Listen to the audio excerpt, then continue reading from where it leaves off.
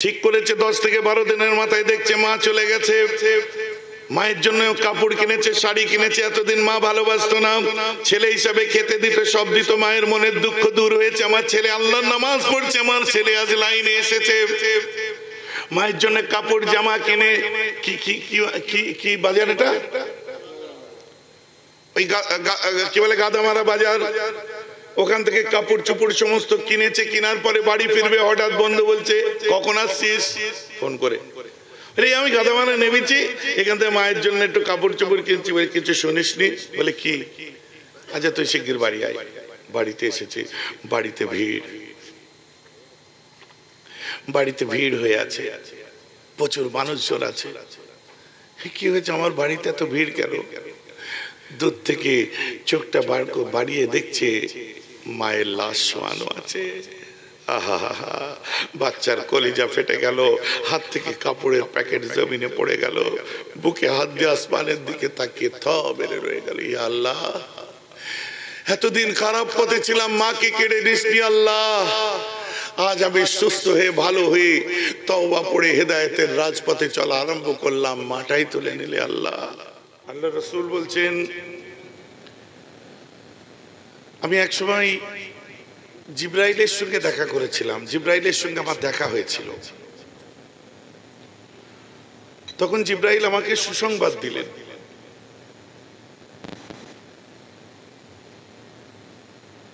বললেন, হে রাসূল, আল্লাহ কি বলেছেন জানেন? বলছে আল্লাহ কি বলেছে? বলছে আল্লাহ বলছেন, পৃথিবীতে যে ব্যক্তি আপনার উপর দরুদ পড়ে, আমি আল্লাহ তার উপরে দরুদ পড়ি। এমনি লাকিতু জিবরাইল, আমি মোলাকাত হয়েছিল, আমার সাক্ষাৎ করেছিলাম আমি জিবরাইলের সাথে। ফাবাশশারানি, তিনি আমায় সুসংবাদ দিলেন। ফাকালা ক্বালা আল্লাহু তাআলা, এবং তিনি বললেন যে আল্লাহ কি বলেছেন শুনুন। মান সাল্লা আলাইকা সাল্লাইতু আলাইহি ওয়া মান সাল্লামা আলাইকা সাল্লামতু আলাইহি ফাসাজাদতু লিল্লাহি শুকরান। বলছে আল্লাহ বলছেন যে আপনাকে দরুদ দেয়, দরুদ আপনার উপর পড়ে, আল্লাহ তার উপর দরুদ পড়ে। যে আপনার উপর সালাম পড়ে, সালাম দেয় আপনাকে, খোদ আল্লাহ তাকে সালাম দেয়। সুবহানাল্লাহ বলেন। ফাসাজাদতু লিল্লাহি শুকরান, আমি আল্লাহর দরবারে শুকরানা সিজদায় পড়ে গেলাম।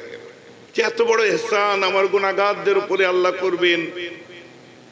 আর আমার নবীজি সব সময় তো চিন্তা ভাবনা ধ্যান ধারণা সব থেকে বেশি তার উম্মতদের, proper super hero, proper leaders of the leader, প্রকৃতপক্ষে একজনের যেটা হওয়া দরকার, অবশ্যই আমি বলবো পৃথিবীর শ্রেষ্ঠ রাসূল, সেরা প্রফেট, তার ভাবনা যেটা হওয়া দরকার যে আমাকে কত মানুষ ফলো করে, তাদের জন্য আমি কি করছি। সবসময় আমাদের জন্যই তিনি ভাবতেন, তার ভাবনাটা আমাদেরকে নিয়েছিল। আপনাদের মনে হতে পারে ভাইজান যে আমরা তো দরুদ শরীফ পড়লাম, কিন্তু পৌঁছাবে কি করে? আপনি বুঝতে পারছেন না? কাউকে যখন ফোন করছেন পৌঁছাচ্ছে কি করে? আপনি বুঝতে পারছেন না কাউকে হোয়াটসঅ্যাপ করলে পৌঁছাচ্ছে কি করে? অদৃশ্য কিছু তো একটা আছে, সেটা অস্বীকার করতে পারি না তো আমি।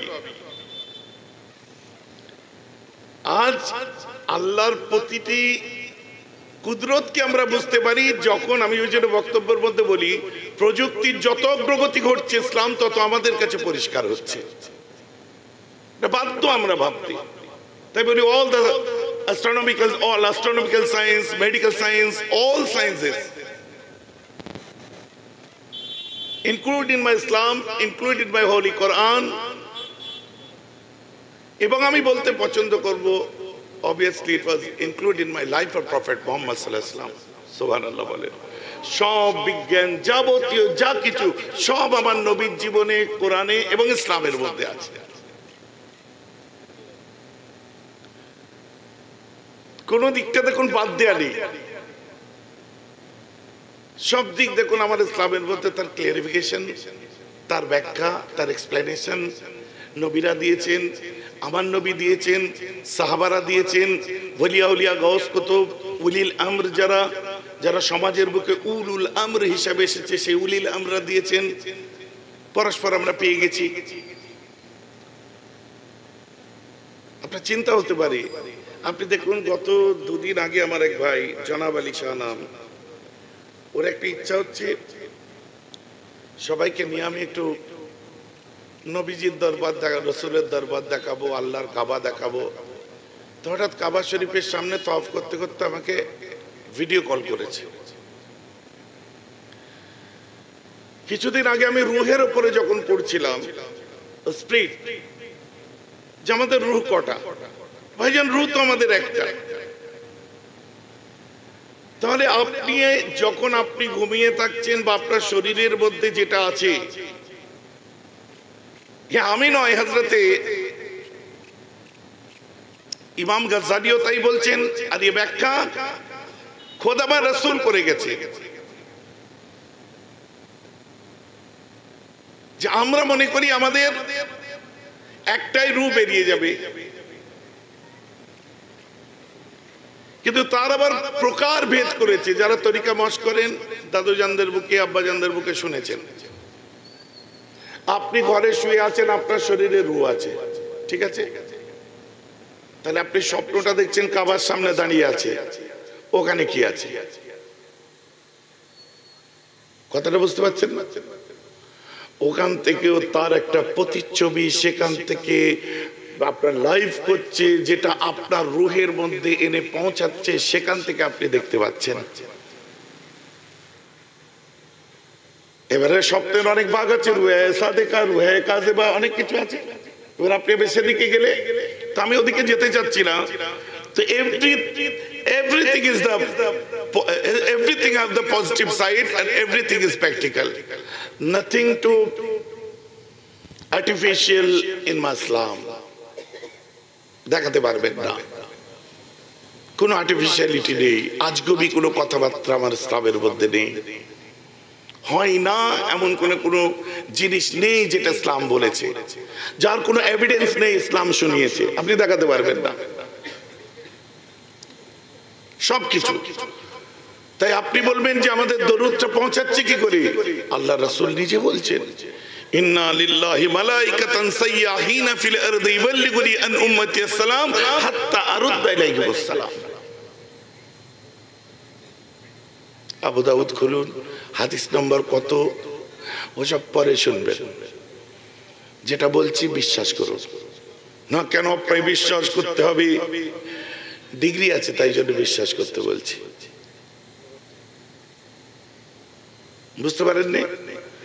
একটা ডাক্তার যখন আপনাকে বিষ দিয়ে দেয়, ওষুধ মনে করে খাচ্ছেন, জিজ্ঞেস করেন এটা কেন খাবো? না, ডাক্তারের এমবিবিএস ডিগ্রি আছে, কেসে হেরে যাচ্ছেন তা উকিলকে ফিস দিচ্ছেন কেন? না, ও হারলেও উনি তো উকিল, ও ডিগ্রিটার জন্য পয়সা দিচ্ছেন। একটা আলেমকে, একটা মুফতিকে, একটা মাওলানাকে তার কথাবার্তা মূল্যায়ন করে তাকে তার আপনি বিশ্বাস করছেন না, আর উল্টো দিকে মোবাইলের অ্যাপ লোড করে আর মোবাইলের মধ্যে বিভিন্ন বক্তাদের কথাবার্তা শুনে যেটা নিজের সঙ্গে সেটিং হচ্ছে সেটাই ঠিক, আদারওয়াইজ আলিম উলামা যেটা বলবে ওদের কোনো গুরুত্ব নেই। এই করতে করতে একটা ধারণা তৈরি হয়ে গেছে যে আমরা আলেমদের থেকে বেশি জানি। কথাটা আমার বুঝতে পারছেন তো নাকি? ফোড়ন কাটবে দেখবেন, না অমুককে অমুক জায়গায়, তমুককে তমুক জায়গায় করছে, কেই বলছে ওকে। আপনি কেন মাথা দিচ্ছেন?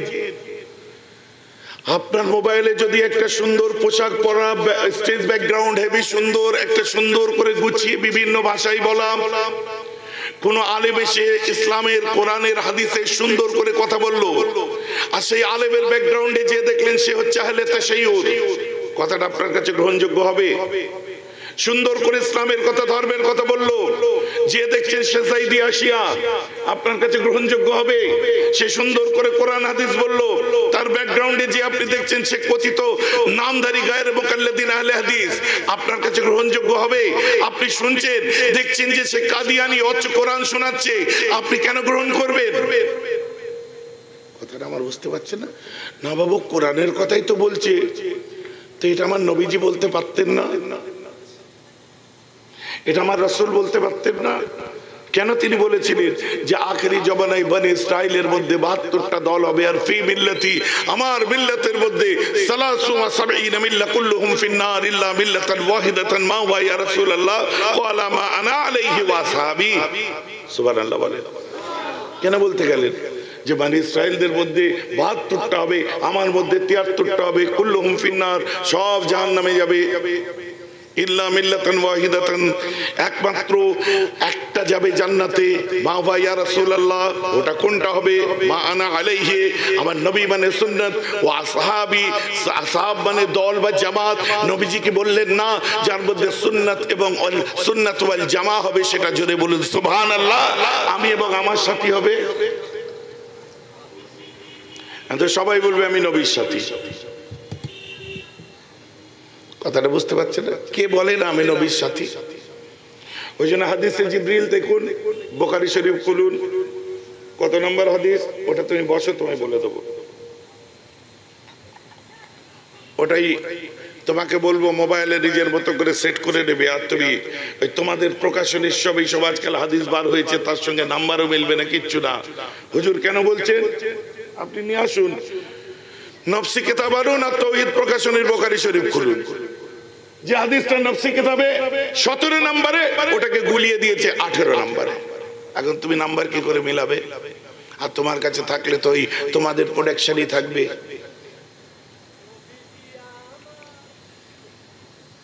সুবহানাল্লাহ, সুবহানাল্লাহ বললেন না? আমি যেটা বলছি আপনি লক্ষ্য করে দেখেন, যেখানে দেখবেন নিজের মতো সেটিং তো চাইবে মানুষ। এই দেখুন, আমি একটা বোঝাবার জন্য একটা হাদিস বলি। আমরা বায়াত হই তো পীরের কাছে, হই, পীর কেন ধরতে হবে এসব কথাবার্তা আছে। আরে পীর ধরতে হবে না, ছেড়ে দাও। নামাজ কেন ধরতে হবে? ছেড়ে দিতে পারবে। রোজা কেন ধরতে হবে? ছেড়ে দিতে পারবে। কথাটা বুঝতে পারছেন? আল্লাহ কোরআন পাকের মধ্যে পরিষ্কার বলে দিচ্ছেন, কাদ আফলাহা মান যাক্কাহা, দে উইল সাকসিড, ওরা কৃতকার্য অর্জন করেছে। কারা তারা? মান যাক্কাহা, যারা analyse, they will analyse himself, ওরা নিজেদেরকে অ্যানালাইজ করতে পেরেছে। একে বলে অ্যানালাইজেশন অফ সোল, নিজের নফসকে নিয়ে অ্যানালাইজ করতে পেরেছে। তাজকিয়ায়ে নফস, যেটা যত পৃথিবীর আলেম ওলামা আছে প্রত্যেককে জিজ্ঞেস করুন, এই তাজকিয়ায়ে নফস করা হচ্ছে ফরজ আইন। সুবহানাল্লাহ বলেন। যেমন 5 ওয়াক্ত নামাজ ফরজ আইন। এই দেখুন, একটা মানুষ দুটো জিনিস নিয়ে, একটা হচ্ছে দেহ আর একটা হচ্ছে রূহ, আত্মা। এখন দেহ আছে, আত্মা নেই, ওটা কি? লাশ, মানুষ না। বুঝতে পারছেন? আবার উল্টো দিকে দেখুন, আত্মা আছে, দেহ নেই, বাবারে ভূত নাকি? তাহলে দুটো জিনিসের সমন্বয়ে আপনি বা আমি একটা দেহ, একটা আত্মা। আপনার মাথার যন্ত্রণা হচ্ছে, ডাক্তারকে যে কি বলবেন? আমি যন্ত্রণা হচ্ছে, ওষুধ দাও। বলবেন কি? আমার মাথার যন্ত্রণা, আমার হাত ভেঙে গেছে, নাকি বলবেন আমি ভেঙে গেছি? আমার পায়ের যন্ত্রণা। তাহলে আমরা কারা? We are the illusion of, কি বলবো, একটা ইলিউশন বলতে পারেন। কিসের?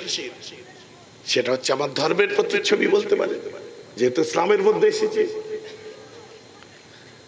যাকেই দেখবেন পৃথিবীতে, they will illusion of some religion, যে ধর্ম নিয়ে চলে তারা। কথাটা আমার বুঝতে পারছেন? একটা প্রতিচ্ছবি বলতে পারে। আপনার ছোট থেকে আইডেন্টিটি আপনি মুসলিম, কারো আইডেন্টিটি সে হিন্দু, কারো আইডেন্টিটি খ্রিস্টান।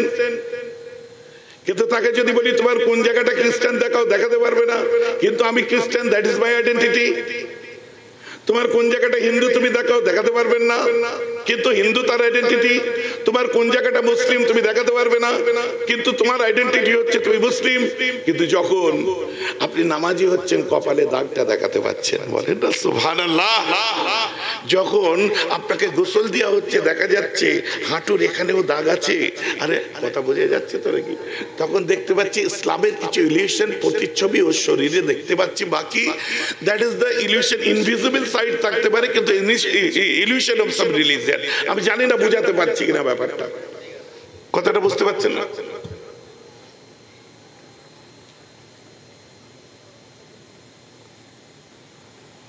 এবারে আসুন, বাকি রইল আমাদের বিশ্বাস। আমি যে ইসলামকে ভালোবাসি সেটা আমার বিশ্বাস। পাগল আমি হ্যাঁ হতে পারি, আপনি ভাই পাগল বলবেন, মেবি আই এম ম্যাড হতে পারে। আপনি বদ্ধ পাগল, maybe I am strongly mental.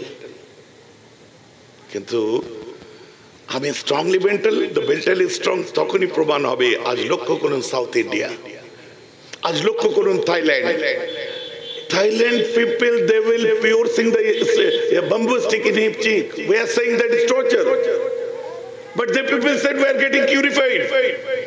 We are getting purified. Our Lord getting pleased to us. গাল এদিক দিয়ে ফুটো করছে, এদিক দিয়ে বার হচ্ছে। আমরা বলছি টর্চার হচ্ছে এটা তোমার উপর, বলছে না আমার গড আমার উপর খুশি হচ্ছে। আমরা বলছি টর্চার, তার বিশ্বাস কোথায়? আপনি চিন্তা করে দেখুন, মানসিকতা বিশ্বাস মজবুত হয়েছে। আপনি লক্ষ্য করে দেখুন south India, the people carrying the Durga Maya, Durga lamination, on carrying the Durga lamination and walk on the burning coal. We are saying that is torture, but the people said no, we are getting purified, our Durga Maya getting pleased to us. বুঝতে পারছেন? মানে আগুনের উপর দিয়ে দুর্গা ঠাকুরকে নিয়ে হাঁটছে, তার বিশ্বাস মজবুত তার উপর সে। আমরা বলছি ভাই টর্চার কি এটা? বলছে না, এইভাবে হাঁটলে আমার পুণ্য হবে, আমার দুর্গা মাইয়া আমার উপর খুশি হবে। বিশ্বাস। ছোট হাতি দেখবেন, হাতির বাচ্চা বড় বদমাইশ হয়, ওকে পায়ে চেন দিয়ে বেঁধে রাখে, আস্তে আস্তে যত বড় হয় চেন খুলে দেয়, আরো বড় হচ্ছে চেন খুলে দিচ্ছে। জি চাচা, জি জি জি জি জি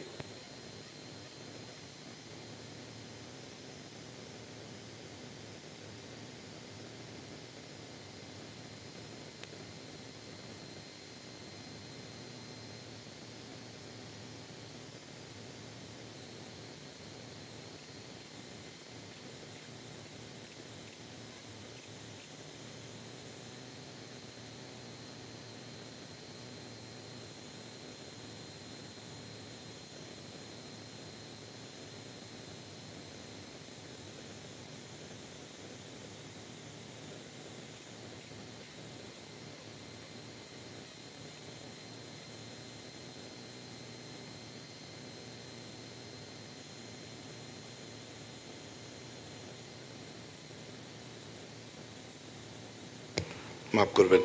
তবে যেটা বলছিলাম,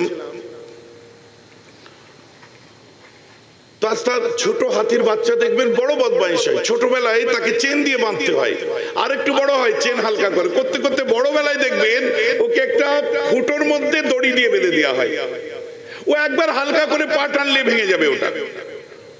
কিন্তু ওর বিশ্বাস হয়ে গেছে যে ছোট থেকে আমায় বাঁধা ছিল, আমার আর শক্তি নেই যে এটা আমি ছিঁড়তে পারবো। হাতিটা পাগল হয়ে গেছে বোধহয়, তাই না? ও হাতিটা মেন্টালি ম্যাড, ও স্ট্রংলি মেন্টাল, পাগল হয়ে গেছে পুরো। মুসলমান আমার বক্তব্য একটু বোঝার চেষ্টা করুন। আপনি ডাক্তারের কাছে যখন যেয়ে বলছেন যে ডাক্তার আমার মাথা ব্যথা, আপনার মাথা ব্যথা, আপনার হাতে ব্যথা, আপনার পায়ে ব্যথা, আপনার কোমরে ব্যথা, আপনার শরীরে ব্যথা, ডাক্তার ওষুধ দিচ্ছে, ব্যথা সুস্থ হচ্ছে, বুঝে গেছে? এখন ওই ডাক্তারকে যে বলুন, ডাক্তার আমার হিংসা বেশি, ওষুধ দিন, আমার তাকাব্বুরি বেশি, ওষুধ দিন, আমি পরশ্রী কাতরতা আমার মধ্যে বিরাজ করে, ওষুধ দিন, আমার পরের মালের লোভ আছে, ওষুধ দিন, আমি ওর বিল্ডিং দেখলে বুক জ্বালা করে, ওষুধ দিন, ওর জমি দেখলে আমার বুক পেটে যায়, ওষুধ দিন। দিতে পারবে কোনো ডাক্তার? আপনি বলুন যে দুটো সাইড বললাম, দুটোই তো রোগ। হিংসা করাটা রোগ কিনা? পরশ্রী কাতরতা এটা রোগ কিনা? আপনি আমাকে বুঝিয়ে দিন, লোভ এটা একটা রোগ কিনা? মানুষের পেছনে বদনাম করা এটা একটা রোগ কিনা? গীবত করা রোগ কিনা? কথা বুঝতে পারছেন কি পাচ্ছেন না আপনারা? তো এই ওষুধটা কোথায় পাবেন? হাতের ব্যথা, মাথার ব্যথা, গায়ে জ্বর সব ডাক্তার দিয়ে দিল, কিন্তু বাকি ওষুধগুলো কোথায় পাবে? আমার কথা একটু বোঝার চেষ্টা করেন। দেখুন, গলাবাজি করে সুর টান দিয়ে চলে যাব, সে মানুষ আমি না। আর প্রফেশনাল কোনো আমি বক্তা নয়, ওয়াজ করতেই হবে এমন কোনো ব্যাপার নেই। মহব্বত এসেছে, যেহেতু আপনারা বলছেন এখানে আব্বাজান এসেছিলেন, নিশ্চয় তার ওয়াজ শুনেছেন। কোথা দিয়ে টাইম পার হয়ে 3, সাড়ে 3, 4 ঘন্টা হয়ে যেত বুঝতে পারতেন না। ইশকে রাসূলের উপর, হুব্বে রাসূলের উপর আলোচনা করতেন। তাহলে একটা মানুষ যদি হাতটা কেটে দেয় সে বেঁচে যাবে, পাটা কেটে দিলে বেঁচে যাবে, শরীরের কোন অঙ্গ বাদ দিন। আপনি আয়নার সামনে দাঁড়ান, আপনি আপনার কাকে দেখতে পাবেন? কাকে দেখতে পাবেন? আয়নার সামনে দাঁড়ালে নিজেকে দেখতে পাবেন। নিজের কি দেখবেন? মুখ দেখতে পাবেন, শরীর দেখতে পাবেন, হাত পা দেখতে পাবেন। আপনি নিজেকে দেখতে পাবেন না, কখনো হতে পারে না। কারণ where is you? It is your hand, it is your head, it is your leg. Where is you? আপনি কই? আপনি আপনার প্রতিচ্ছবি, ইলিউশন, আইডেন্টিটি কোন ধর্ম দিয়ে, আইডেন্টিটি কোন নাম দিয়ে। আপনি নিজেকে কোথায় দেখছেন? আপনি কোথায়? আমার মাথার যন্ত্রণা, আপনার আপনিটা কই? আমার পায়ে যন্ত্রণা, আপনিটা কই? আমার পেটে যন্ত্রণা, আপনিটা কই? কোরআন বলছে কদ আফলাহা মান যাক্কাহা, অ্যানালাইজ করো, তুমি নিজেকে খুঁজে পাবে। অ্যানালাইজ করে কি? তুমি নিজেকে তখনই দেখতে পাবে যখন তুমি দেখবে অন্যের মালে তোমার লোভ হবে না, অহংকার চলে যাবে, গীবত চলে যাবে, পরশ্রী কাতরতা তোমার থেকে দূরে চলে যাবে, দ্বিহাংসা তোমার মধ্যে কাজ করবে না। তোমার মধ্যে 4টে জিনিস যখন এসে যাবে, একটা হলো তাওবা, দ্বিতীয়টি হলো সবর, তৃতীয়টা হচ্ছে বেলায়েত, চতুর্থটা হচ্ছে, চতুর্থ নম্বরে কি? ফানা। তাওবা, সবর, বেলায়েত, ফানা। এই 4টে জিনিস আপনার মধ্যে কাজ করবে। কি? এখনই একটা ছেলে বার হয়েছে, বার হওয়ার পরে ওই জায়গাটায় আপনি দাঁড়িয়ে আছেন, বাইক নিয়ে বেরোলো, এই চ ঘুরে আসি। বলে কোথায়? না ওখানে ফাংশন হচ্ছে, চ কলকাতা থেকে টিম আসছে। না রে আমি যাব না, তুই যা। কারণ তার আগের দিনে ঠিক আপনার গ্রামে একটা জলসা হয়েছে পাবদাড়া। চনা রে, আমার প্রবলেম আছে, তুই যা। পাগল টাগল হয়ে গেছিস? ফাংশন দেখতে যাব, কলকাতা থেকে টিম আসছে, দামি সিগারেটের প্যাকেট কিনেছি, কত রকম মানুষ যাবে, ওরাও আসবে। মানে বুঝতে পারছেন? চোখাচোখি হবে, আই কন্ট্যাক্ট হবে, প্রেম বাড়বে, हो सकता कोई पट भी जाए। চনা না, তুই যা প্লিজ, চ। 3টে বাইক নিয়ে এসেছি, গাড়ি ফুল ট্যাঙ্কে তেল ভরেছি, সেলুন থেকে নিজেকে পরিপাটি করে নিয়েছি আজ তোর আশায়, তোর পছন্দের ব্র্যান্ড সিগারেট কিনেছি, যা তো। আমি যাব না। অচেনা বন্ধু, চিল্লাচ্ছিস কেন? পাগল হয়ে গেছে? হি ইজ স্ট্রংলি মেন্টাল। পুরো পাগল, যে ফাংশন দেখার পাগল ছিল, সিনেমা দেখার পাগল ছিল, গান শোনার পাগল ছিল, কুপা থেকে বিভিন্ন পথে চলার পাগল ছিল, এখন তো দেখছি বদ্ধ পাগল। He is strongly mental. No, I said he is not strongly mental. but he is right now mentally strong. জোরে বলুন না সুবহানাল্লাহ। ও এখন মেন্টালি মানসিক ভাবে মজবুত হয়েছে, কারণ ও তওবা পড়েছে। বন্ধুরা চলে যাওয়ার পর আসমানের দিকে তাকিয়ে বলছে, আল্লাহ কি পেরেছি, আল্লাহ কি যায়নি, আল্লাহ তোমার মহব্বতে। আল্লাহ তুমি খুশি হয়েছো? হ্যাঁ আল্লাহ তোমার খুশিটাই চাইছিলাম। আল্লাহ এই যে স্ট্রং মানসিকতা, এর একটা মর্মই আলাদা। আল্লাহ দুদিন পরে মার্কেটে গেল, কাজে চলে গেল, এক সপ্তাহ কাজ করলো, সব করলো। হঠাৎ ফজর বেলায় ভোরবেলায় ঘুম ভেঙে গেছে, মোবাইল ঘাঁটা অভ্যেস, দেখি কটা মেসেজ পেন্ডিং আছে। হঠাৎ যখন পেন্ডিং মেসেজ চেক করছে, ওদিক থেকে একটা আওয়াজ ভেসে আসে, আল্লাহু আকবার, আল্লাহু আকবার। আযানের আওয়াজ যখন ভেসে আসছে দেখছে, তাড়াতাড়ি করে নড়ে চড়ে উঠেছে। বলে কি একটু ঘাড়ে ফাড়ে পানি দিয়েছি, ঘুমটা ভাঙে নাকি দেখি। ও বাবা, উঠে যেয়ে দেখা যাচ্ছে ওযু করছে। সুবহানাল্লাহ বলবেন না? ওযু করার পর নামাজে দাঁড়াবো, মসজিদ অনেক দূর, অত দূর কে যায়, এখন কোনো সূরা টুরা জানি না, কি করব? ও আচ্ছা, মুফতি আজম মেজলা হুজুর পীর কেবলা একটা ওয়াজ করেছিলেন, বীর আল্লামা নুরউদ্দিন সিদ্দিকী একটা ওয়াজ করেছিলেন, সুবহানাল্লাহ বলে নামাজ আরম্ভ করে দাও। সুবহানাল্লাহ তো জানি, আল্লাহু আকবার, সুবহানাল্লাহ সুবহানাল্লাহ সুবহানাল্লাহ সুবহানাল্লাহ সুবহানাল্লাহ সুবহানাল্লাহ সুবহানাল্লাহ, আল্লাহু আকবার, সুবহানাল্লাহ সুবহানাল্লাহ সুবহানাল্লাহ সুবহানাল্লাহ সুবহানাল্লাহ সুবহানাল্লাহ, সামিআল্লাহু লিমান হামিদা, সুবহানাল্লাহ, আল্লাহু আকবার, সিজদায় গিয়ে সুবহানাল্লাহ সুবহানাল্লাহ সুবহানাল্লাহ সুবহানাল্লাহ সুবহানাল্লাহ, আল্লাহু আকবার। বাহ, সুবহানাল্লাহ নামাজি হয়ে গেছে। বলেন না সুবহানাল্লাহ। আর ভেতরে দেখুন মেন্টালি কিভাবে ও স্ট্রং হলো। ও ফতোয়াবাজির মধ্যে জড়িয়ে দিলে কখনোই হবে না। ওকে আগে পরিবর্তন হতে দিন। বর্তমান যুগ সন্ধি কোন, আজ কোন পথে যুবকরা চলবে তারা ঠিক করতে পারে না। জুম্মায় একদিন মসজিদে গেছে, যে নামাজ পড়লো, নামাজ পড়ার পর 4 রাকাত আখিরি জোহর পড়লো, পড়ার পরে একটু মিলাদ হলো, মা চলে গেছে, দোয়া করলো, দোয়া করে যখন বেরিয়ে এসেছে একজন হুজুর তাকে ধরলো, এদিকে মাশাআল্লাহ তুমি নামাজ পড়ছো বাপ? জি হুজুর। মনটা চাইলো, সেদিন ওয়াজের মাহফিলে বসলাম, দেখলাম এত দেনা ছিল, কোনো দেনার কথা মনে পড়ে না, মাথায় কত চাপ ছিল, ওই 3-4 ঘন্টা কোনো চাপ মনে পড়ে না, কত অশান্তি মনে পড়ে না। ওখানে একটা স্নিগ্ধতা, চটে বসতে হয়েছে মানছি, নিচে বসতে হয়েছে মানছি, কিন্তু যতক্ষণ বসেছি মাথায় অন্য কিছু খেলে নেই, যা বলছে খালি ওটাই শুনছি, মনটা একটু অন্যরকম হলো। সুবহানাল্লাহ বলেন না? তারপর ওই দিনই তওবা পড়ে নামাজ পড়লাম। বেশ করেছো বাবা, নামাজ পড়েছো। ওই জুম্মা হয়ে গেল, চলে গেলে না, আবার কি করছিলে? ওই 4 রাকাত আখিরি জোহরটা পড়ছিলাম। ওটা আবার কি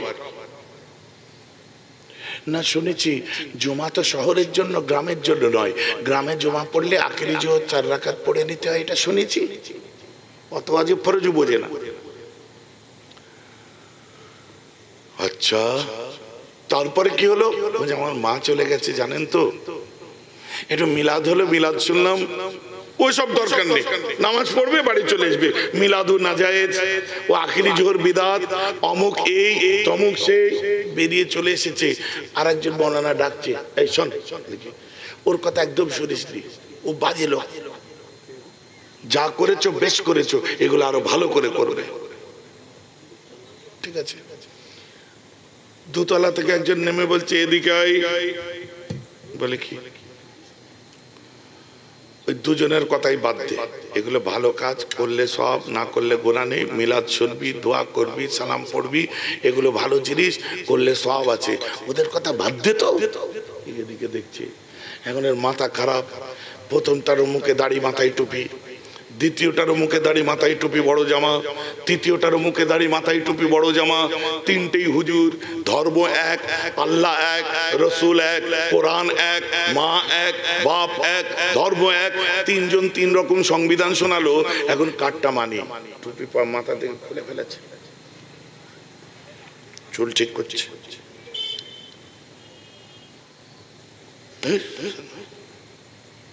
পকেটে টুপি। আসর বেলায় বন্ধু বলছে, কি রে শুট কোট পরে কোথায় যাচ্ছে? সারা নাচ করতেই আর যাবো না। বলে কেন? বলছে 30 বছর ধরে আমি সিনেমা দেখছি, জীবনে ডাইরেক্টর নিয়ে মারপিট হয় না হলের মধ্যে, জীবনে সিকোয়েন্স নিয়ে মারপিট হলো নি, জীবনে স্ক্রিপ্ট নিয়ে দ্বিমত হলো না। একবার মসজিদে গেছি, 3টে মাওলানা ঝগড়া লেগে গেছে। আমার জন্য ওরা কোথায় জাহান্নামে যাবে? যতদিন না এদের ঝামেলা মিটবে ততদিন আমি মসজিদেই যাব না।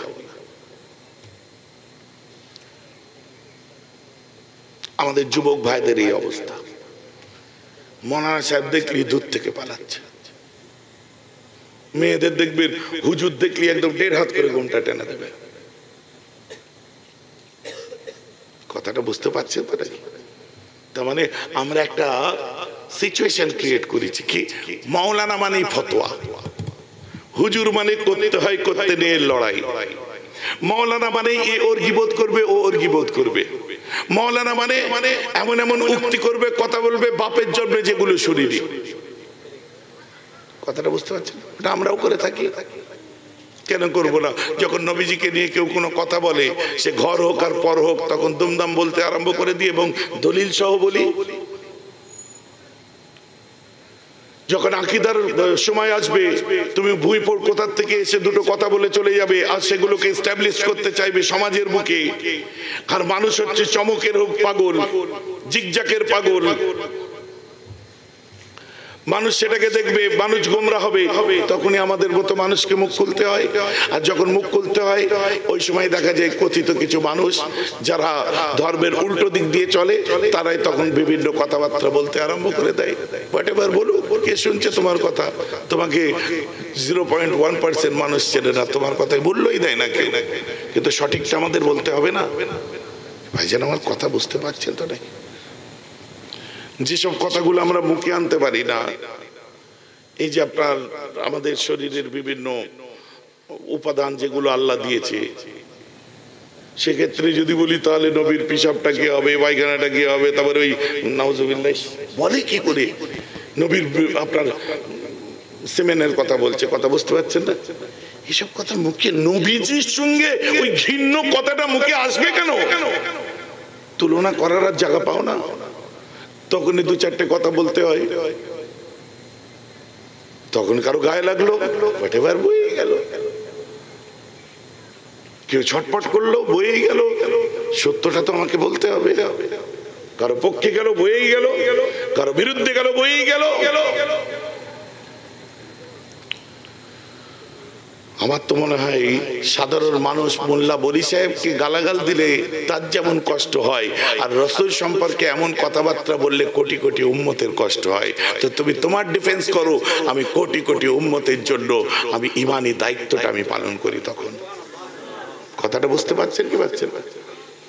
যাই হোক, পায়ে হাতে ধরাধরি ভেতরে করছে আর বাইরে যে বিভিন্ন কথাবার্তা বলছে, এই সমস্ত কথার কোনো মূল্য আছে? কথা বুঝতে পারছেন না? আমার মুসলমান খেয়াল করে শুনে রেখে দিন, যেটা আমি বলছিলাম, ওই ছেলেটি এখন কোথায় যাবে? ওই ছেলেটির তো প্রয়োজন আছে proper education of Islam, proper education of শরিয়া। সে কি করবে, সে কি করবে না, কোনটা করতে হয় কোনটা করতে নেই, ওটা বক্তার কাছে জেনে লাভ নাই। ওর জন্য তুমি স্পেশাল ক্লাস নাও, বোঝার চেষ্টা করো। তাই জন্য বায়াত হয়, যেটা বলতে বলতে এত দূর এলাম। এই বায়াত হলে তাজকিয়ায়ে নফস করা যায়, আর তাজকিয়ায়ে নফস করা হচ্ছে ফরজে আইন। কথা বুঝতে পারছেন না? তাজকিয়ায়ে নফস কি? বাবু তুমি যে কাজটা করছো তোমার কাছে ভালো লাগলেও শরীয়ত এটাকে বলে না। তুমি যে মনে মনে তুমি আল্লাহর নামাজ পড়ছো, আর তোমার এই যে চাউনিটা, এই চাউনিটা ভালো না। তুমি আল্লাহর নামাজ পড়ছো, তোমার এই হাঁটার মধ্যে অহংকার আছে, এটা ঠিক নয়। তুমি আল্লাহর নামাজ পড়ছো, তোমার বাচন ভঙ্গির মধ্যে অহংকার আছে, এটা ঠিক নয়। এগুলো ঠিক করিয়ে দিবে কারা? স্কুলের মাস্টার না, মাওলানা না, এগুলো ঠিক করিয়ে দিবে কারা? যাদেরকে কোরআন বলছে উলিল আমর, কোরআন বলছে উলিল আমর। তো সমাজের মুখে উলুল আমররা এসেছে, যারা আমাদের উলিল আমর হয়ে সারা জীবন আমাদের হুকুম করেছে। আমরা তাদের কাছে যে অঙ্গীকারবদ্ধ হই, কি অঙ্গীকার করি? যে আল্লাহর সঙ্গে কারো শরীক করব না। সুবহানাল্লাহ বলে। আমরা অঙ্গীকারবদ্ধ হই কি? যে আমরা চুরি করব না। অঙ্গীকারবদ্ধ হই কি? না ডাক্তারকে যে বলুন, ডাক্তার সাহেব আমি চুরি করি, ওষুধ দিন যাতে চুরি বন্ধ হয়। পারবে? বুঝতে পারছেন তো আমার কথা? ডাক্তার সাহেব আমার চুরি বন্ধ করার ওষুধ দিন, আমি চোর। চোরের কি ওষুধ দেব? হ্যাঁ, ডাক্তার পাগলা হয়ে যাবে, কি ওষুধ রে চোরের? লাস্টে দেখবে ডাক্তারেরই মানি ব্যাগ গায়ে। হ্যাঁ, সাংঘাতিক চোর তো, আমারও ঘা করে দিয়ে চলে গেল। চুরির কি ওষুধ? আমরা অঙ্গীকারবদ্ধ করা, এই যারা অঙ্গীকারবদ্ধ করে কোথায় গিয়ে অঙ্গীকারবদ্ধ হচ্ছে যে আমি জিনা করব না। অঙ্গীকারবদ্ধ হচ্ছে কিসের জন্য? আমি বাচ্চা হত্যা করব না। বাচ্চা হত্যা মানে মায়ের পেটে মেয়ে আছে, তুমি গেলে ফিমেল ফিটিসাইড যেটা বলতে পারে। আইয়ামে জাহেলিয়াতের যুগে মেয়ে হলে মাটিতে পুঁতে দিত, পাথরে আঘাত করে মেরে দিত। করবে না। এবং মানুষের পিঠ পিছে কোন রকম গীবত করব না। অঙ্গীকারবদ্ধ হও। আর অঙ্গীকারবদ্ধ হও, আমরা অঙ্গীকারবদ্ধ হব কিসের জন্য? যে মানুষের ভালো কাজকে বাধা দেব না। 6টা জিনিস বললাম, তাই তো? এই 6টা জিনিস আমি বলিনি। বুখারী শরীফ কিতাবুল ঈমান হাদিস নাম্বার যেটা বলতে এত দূরে এলাম 18, আপনার 17 নাম্বার, যেটা জালিয়াতি করে যাতে কোনো কেউ এই বায়াত হওয়া পিরিবুরিদি লাইনের হাদিসটা কেউ যখন ডিবেট করবে হাদিস নাম্বার চেঞ্জ করে ওটাকে 18 নম্বরে করে দাও। যখনই বলবো কত নাম্বার হাদিসে, 17 নাম্বার দেখুন, খুলে দেখছে, না না না 17 নম্বরে তো হাদিসটা নেই, এই দেখুন লাইভে বই খুলে দেখিয়ে দিচ্ছি। আর সত্যি 17 নম্বরে নেই, তোমার কিতাবে নেই, কিন্তু নফসি কিতাবে তো আছে। বলেন না সুবহানাল্লাহ। এখন এই জালিয়াতির জায়গায় কি যাবেন? আর তারপরে কত বড় 2 নম্বরই এর মধ্যে আছে। আমরা পড়াশোনা করেছি একটা হাদিসের উপরে জোফের ফতোয়া কখন আসে? যখন রাবি দুর্বল হয়। একজন রিওয়ায়াত করেছে, কত বড় জালিয়াতি দেখুন। আমি দেখিয়ে দেবো আপনাদের এই নামধারী আহলে হাদিসদের, যারা কত নম্বর হাদিসে হাদিস পড়ে আমল করব, পিটির কি দরকার, এদের কথা বলছি। আন জাবির ইবনে সামরা আন উবাদা বিন সামিত। উবাদা বিন সামিত কে ছিলেন? ওয়া শহীদ বদর, বদরের যুদ্ধের একজন শহীদ ছিলেন। আর কে ছিলেন তিনি? ওয়া আহাদুন নুকাবা লাইলাতুল আকাবা, উনি আকাবার রাতের একজন নাকিব ছিলেন, মানে জিম্মেদার। এটা হাদিস নয়, উনি উনার পরিচিতি আর কি। আন্না রাসূলুল্লাহ সাল্লাল্লাহু আলাইহি ওয়াসাল্লাম কল, তিনি বলছেন আল্লাহর রাসূল এক সময় বলেছিলেন, মাফ করবেন, তিনি কি বলছেন? আন্না রাসূলুল্লাহ সাল্লাল্লাহু আলাইহি ওয়াসাল্লাম কল, কি বললেন? বায়ুনি, তোমরা আমার কাছে বায়াত হও। জোরে বলেন সুবহানাল্লাহ, জোরে বলেন সুবহানাল্লাহ। আল্লাহ রাসূল বলছে বায়ুনি আলা আল্লাহ তুশরিকু বিল্লাহি শাইয়্যান ওয়া লা তাসরাকু ওয়া লা তাজনু ওয়া লা তাকতুলু আওলাদাকুম ওয়া লা তাতু বিবুহতানিন তাফতারুনাহু বাইনা আইদিকুম ওয়া আরজুলাকুম ওয়া লা তাসাউ ফি মারুফিন ইলা আখিরিল হাদিস। 6টা জিনিস যে বললাম, আল্লাহ রাসূল ঠিক এই 6টার কথা বলেছিলেন। কি?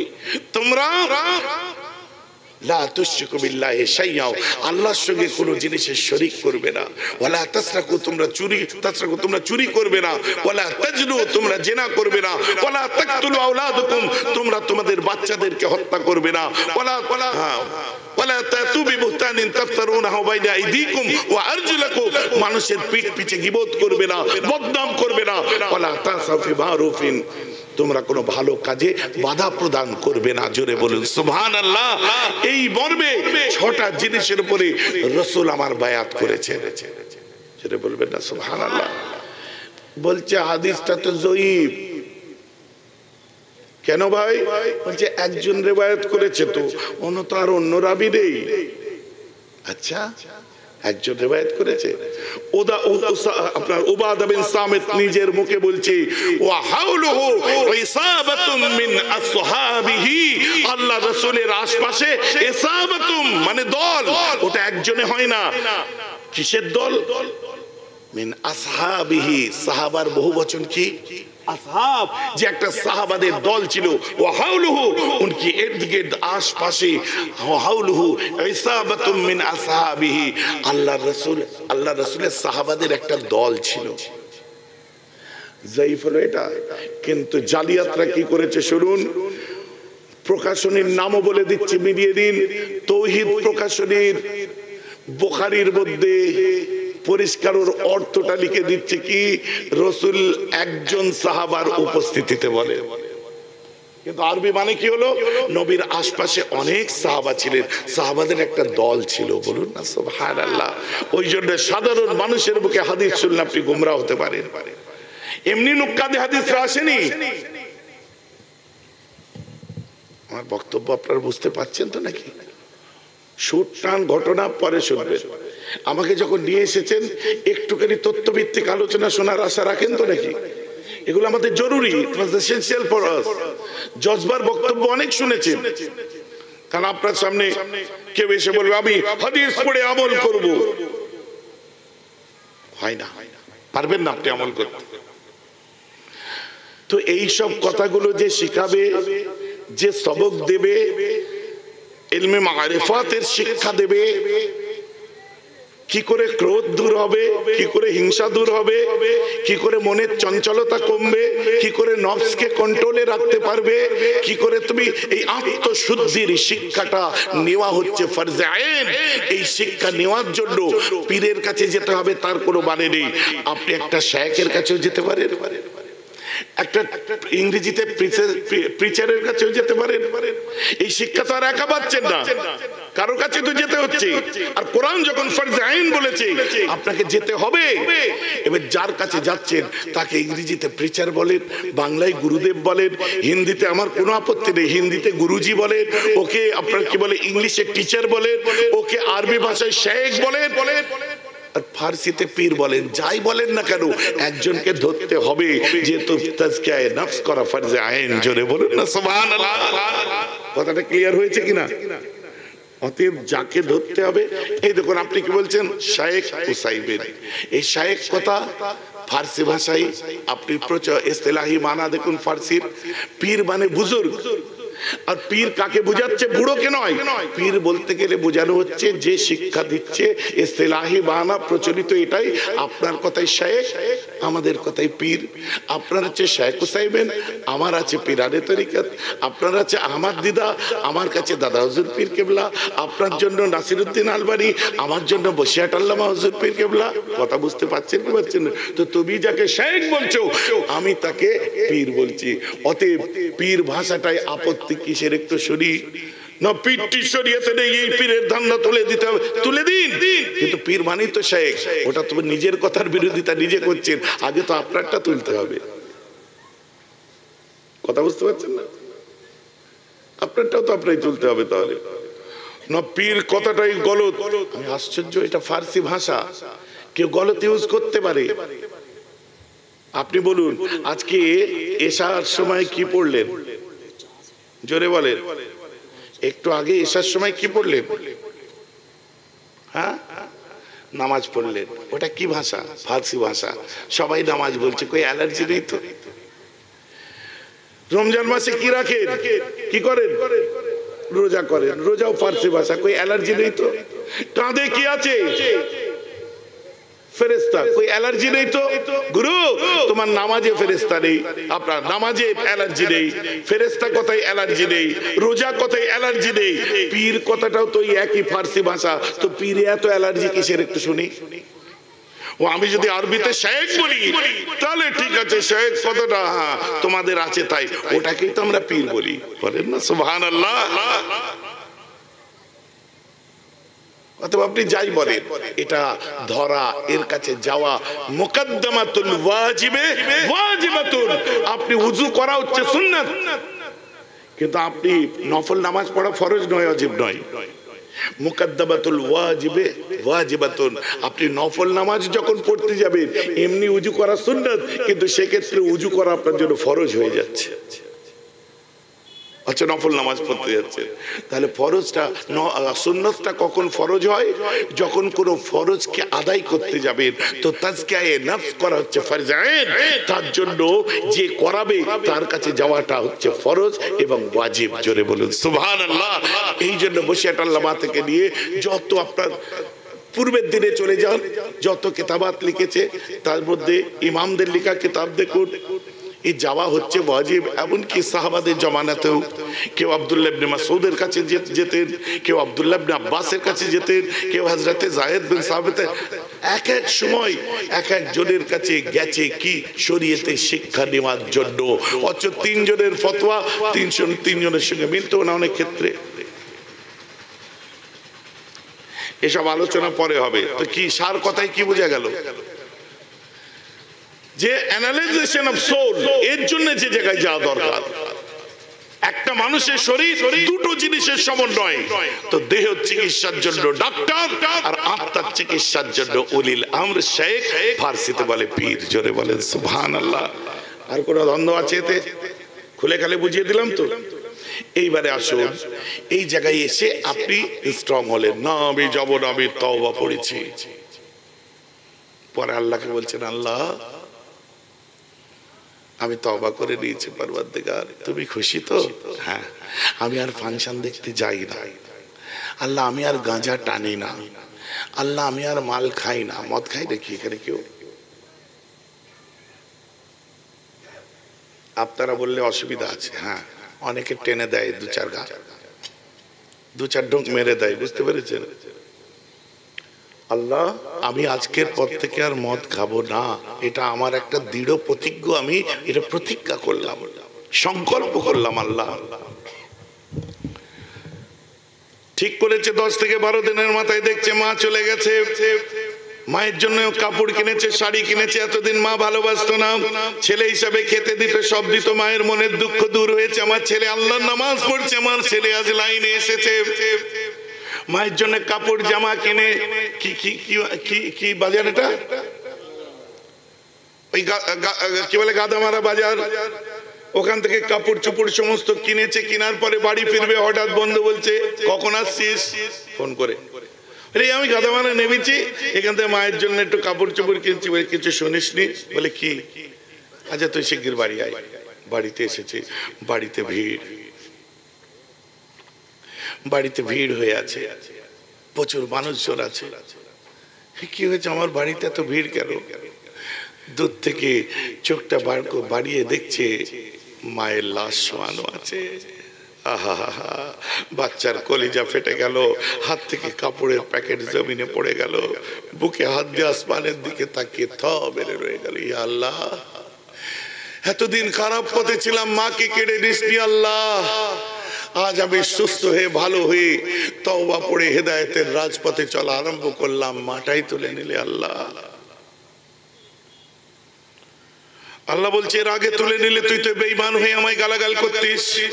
আহা সুবহানাল্লাহ বলেন। আজকে কেন তুললাম এটা তো বোঝার চেষ্টা কর।